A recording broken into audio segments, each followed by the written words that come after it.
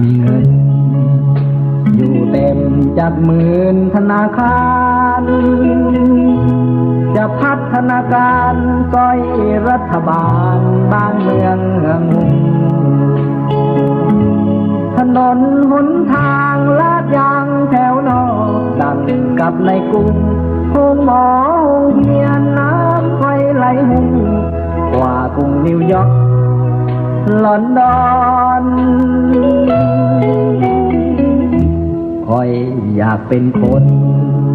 เลิศในเวทมนต์คาถา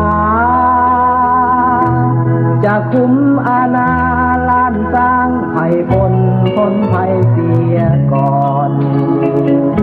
เดี๋ยวนี้แก้วแดงหน้าด้านรันลุกบ้านป่าขาดอนเกณฑ์หมูเกณฑ์หมา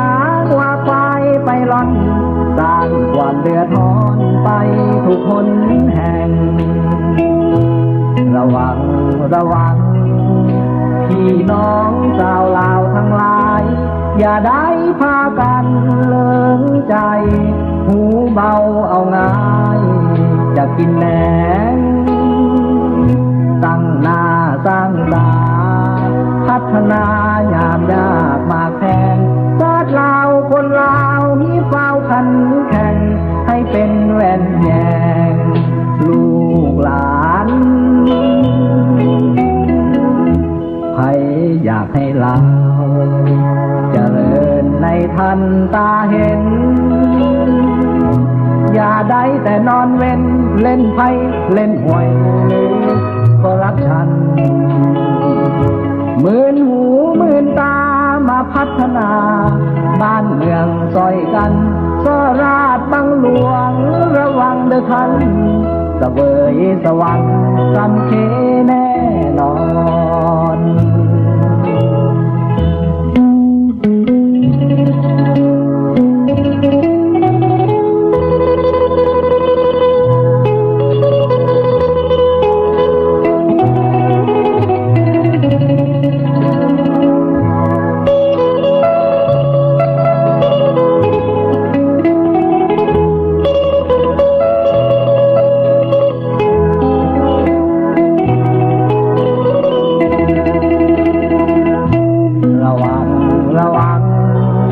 พี่น้องชาวลาวทั้งหลายอย่าได้พากันเลิงใจหูเบาเอาง่ายอยากกินแหนงตั้งหน้าสร้างตาพัฒนา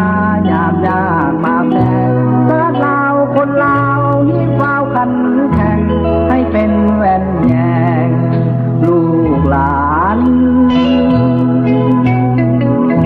ใครอยากให้ลาวเจริญในทันตาเห็นอย่าได้แต่นอนเว้นเล่นไพ่เล่นหวยเล่นคอร์รัปชันหมื่นหูหมื่นตามาพัฒนาบ้านเมืองซอยกันสราชบังหลวงระวังเด้อท่านเสวยสวรรค์ตามเค